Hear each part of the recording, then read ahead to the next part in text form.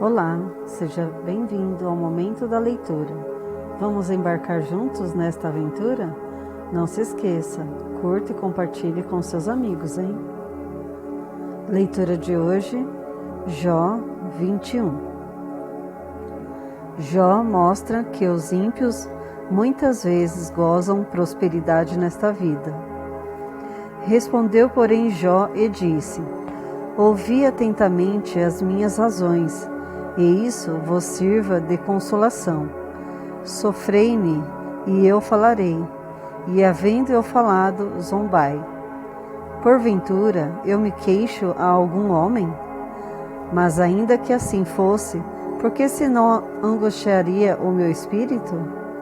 Olhai para mim, e pasmai, e ponde a mão sobre a boca, porque quando me lembro disto, me perturbo, e a minha carne é sobressaltada de horror. Por que razão vivem os ímpios, envelhecem e ainda se esforçam em poder? A sua semente se estabelece com eles perante a sua face, e os seus renovos perante os seus olhos. As suas casas têm paz, sem temor, e a vara de Deus não está sobre eles. O seu touro gera e não falha, pare a sua vaca e não aborta. Fazem sair as suas crianças como a um rebanho, e seus filhos andam saltando. Levantam a voz ao som do tamborim e da harpa, e alegram-se ao som dos órgãos. Na prosperidade gastam os seus dias, e num momento descem à sepultura. E todavia dizem a Deus: retira-te de nós, porque não desejamos ter conhecimento dos teus caminhos. Quem é o Todo-Poderoso para que nós o servamos? E que nos aproveitará que lhe façamos orações? Vede, porém, que o seu bem não está na mão deles. Esteja longe de mim o conselho dos ímpios.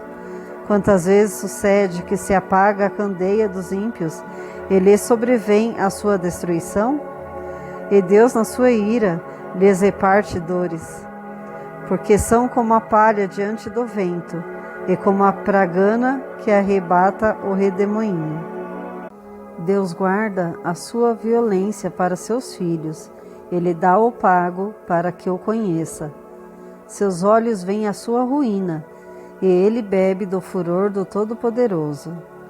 Por quê? Que prazer teria na sua casa depois de si, cortando-se-lhe o número dos seus meses?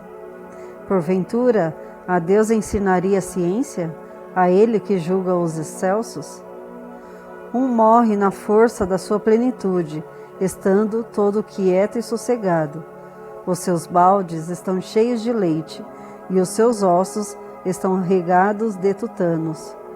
E outro morre, ao contrário, na amargura do seu coração, não havendo provado do bem. Juntamente jazem no pó, e os bichos os cobrem. Eis que conheço bem os vossos pensamentos, e os maus intentos com que injustamente me fazeis violência. Porque direis: onde está a casa do príncipe, e onde a tenda em que morava o ímpio? Porventura o não perguntastes aos que passam pelo caminho, e não conheceis os seus sinais? Que mal é preservado para o dia da destruição e arrebatado no dia do furor? Quem acusará diante dele o seu caminho, e quem lhe dará o pago do que faz? Finalmente é levado à sepultura, e vigia no túmulo. Os torrões do vale lhe são doces, e ele arrasta após si a todos os homens, e antes dele havia inumeráveis. Como, pois, me consolais em vão? Pois nas vossas respostas só há falsidade. Capítulo 22. Elifaz acusa Jó de diversos pecados e o exorta ao arrependimento. Então respondeu Elifaz, o temanita, e disse: porventura o homem será de algum proveito a Deus? Antes a si mesmo o prudente será proveitoso. Ou tem o Todo-Poderoso prazer em que tu sejas justo? Ou lucro algum em que tu faças perfeitos os teus caminhos? Ou te repreende pelo amor que tem de ti, ou entra contigo em juízo? Porventura não é grande a tua malícia, e sem termo as tuas iniquidades? Por que penhoraste a teus irmãos sem causa alguma, e aos nus despojaste dos vestidos? Não deste água a beber ao cansado, e ao faminto retiveste o pão? Mas o violento era a terra, e o homem tido em respeito habitava nela. As viúvas despediste vazias, e os braços dos órfãos foram quebrantados.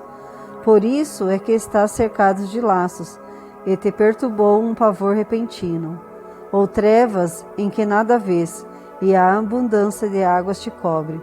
Porventura Deus não está na altura dos céus? Olha para a altura das estrelas, quão elevadas estão. E dizes, que sabes Deus disto? Porventura julgará por entre a escuridão? As nuvens são escondedouro para ele, para que não veja, e ele passeia pelo circuito dos céus. Porventura consideraste a vereda dos séculos passados, que pisaram os homens iníquos? Eles foram arrebatados antes do seu tempo, sobre o seu fundamento um dilúvio se derramou. Diziam a Deus, retira-te de nós. E que foi que o Todo-Poderoso nos fez? Ora, ele enchera de bens as suas casas, pelo que longe de mim o conselho dos ímpios. Os justos ouviram e se alegraram, e o inocente escarneceu deles, dizendo, porquanto o nosso estado não foi destruído, mas o fogo consumiu o resto deles. Une-te, pois, a ele, e tem paz, e assim te sobrevirá o bem. Aceita, peço-te, a lei da sua boca, e põe as suas palavras no teu coração. Se te converteres ao Todo-Poderoso, serás edificado. Afasta a iniquidade da tua tenda. Então amontoarás ouro como pó, e o ouro de Ofir como pedras dos ribeiros. E até o Todo-Poderoso te será por ouro, e por prata amontoada. Porque então te deleitarás no Todo-Poderoso, e levantarás o teu rosto para Deus. Tu orarás a ele, e ele te ouvirá, e apagarás os teus votos. Determinando tu algum negócio, ser-te-á firme, e a luz brilhará em teus caminhos. Quando te abaterem, então tu dirás, haja exaltação, e Deus salvará ao humilde. E livrará até ao que não é inocente, sim, será libertado pela pureza de tuas mãos. Capítulo 23. Jó deseja apresentar-se perante Deus e confia na sua misericórdia. Respondeu, porém, Jó e disse, ainda hoje a minha queixa está em amargura, a violência da minha praga mais se agrava do que o meu gemido. Ah, se eu soubesse que eu poderia achar, então me chegaria ao seu tribunal. Com boa ordem exporia ante ele a minha causa, e a minha boca encheria de argumentos. Saberia as palavras com que ele me responderia, e entenderia o que me dissesse.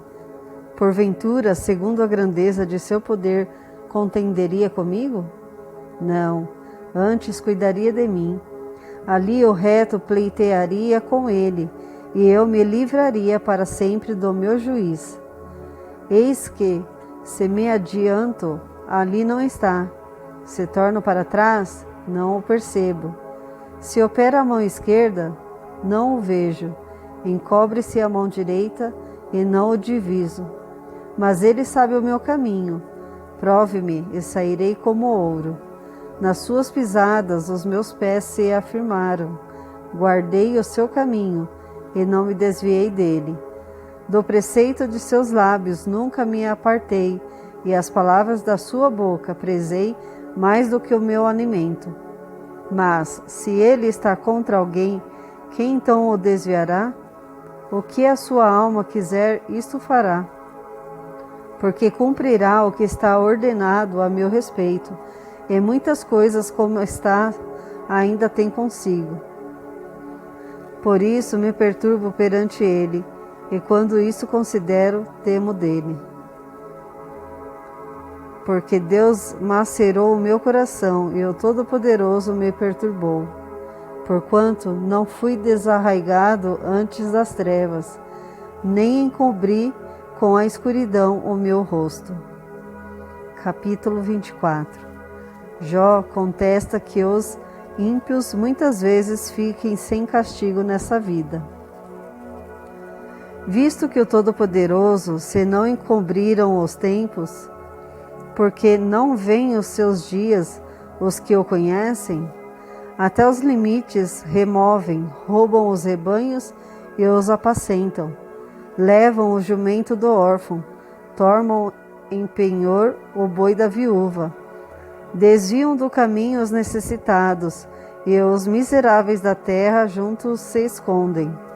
Eis que, como jumentos monteses no deserto, saem à sua obra, madrugando para a presa. O campo raso dá mantimento a eles e aos seus filhos. No campo cegam o seu pasto e vindimam a vinha do ímpio. Ao nu fazem passar a noite sem roupa, não tendo ele coberta contra o frio. Pelas correntes das montanhas são molhados, e não tendo refúgio, abraçam-se com as rochas. Ao órfãozinho arrancam do peito e aceitam o penhor do pobre. Fazem com que os nus vão sem vestido e aos famintos tiram as espigas. Dentro dos seus muros fazem o azeite, pisam os lagares e ainda têm sede. Desde as cidades gemem os homens, e a alma dos feridos clama, e contudo Deus lhe não imputa como loucura. Eles estão entre os que opõem a luz, não conhecem os seus caminhos e não permanecem nas suas veredas. De madrugada se levanta o homicida, mata o pobre e necessitado, e de noite é como o ladrão. Assim como os olhos do adúltero aguardam o crepúsculo, dizendo: não me verá olho nenhum, e ocultam o rosto. Nas trevas minam as casas que de dia assinalaram, não conhecem a luz, porque amanhã para todos eles é como sombra de morte, porque sendo conhecidos, sentem os pavores da sombra da morte. É ligeiro sobre a face das águas, maldita é a sua porção sobre a terra, não volta pelo caminho das vinhas. A secura e o calor desfazem as águas na neve, assim desfará a sepultura aos que pecaram. A madre se esquecerá dele, os vermes o comerão gostosamente.